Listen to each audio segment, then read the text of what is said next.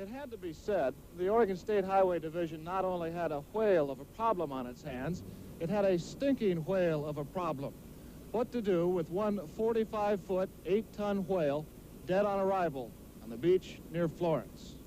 It had been so long since a whale had washed up in Lane County, nobody could remember how to get rid of one. In selecting its battle plan, the Highway Division decided the carcass couldn't be buried because it might soon be uncovered. It couldn't be cut up and then buried because nobody wanted to cut it up, and it couldn't be burned. So dynamite it was, some 20 cases or a half-ton of it. The hope was that the long-dead Pacific gray whale would be almost disintegrated by the blast, and that any small pieces still around after the explosion would be taken care of by seagulls and other scavengers. Indeed, the seagulls had been standing nearby all day. As everything was being made ready, we asked George Thornton, the highway engineer in charge of the project, for his final observation. Well, I'm confident that it'll work. The only thing is we're not sure just exactly how much explosives it'll take to disintegrate this thing so the scavengers, seagulls and crabs and whatnot can clean it up. Is there any chance it might be more than a one-day job?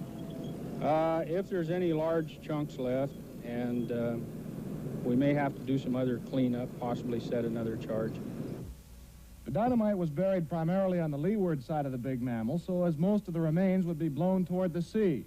About 75 bystanders, most of them residents who had first found the whale to be an object of curiosity before they tired of its smell, were moved back a quarter of a mile away.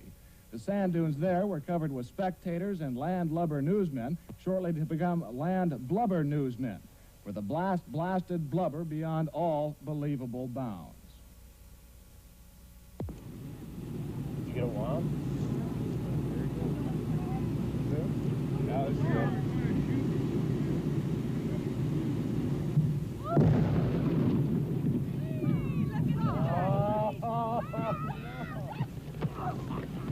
All right, Fred, you can take your hands out of your ears.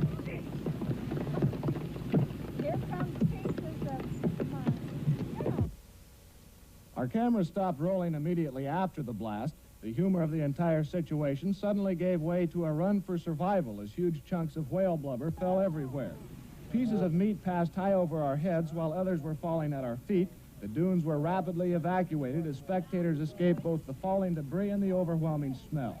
A parked car over a quarter of a mile from the blast site was the target of one large chunk. The passenger compartment literally smashed.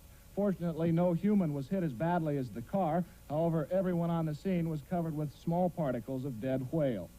As for the success of the effort, well, the seagulls who were supposed to clean things up were nowhere in sight, either scared away by the explosion or kept away by the smell.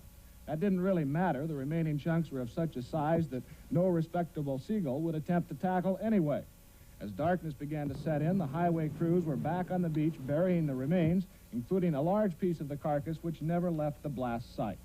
It might be concluded that should a whale ever wash ashore in Lane County again, those in charge will not only remember what to do, they'll certainly remember what not to do.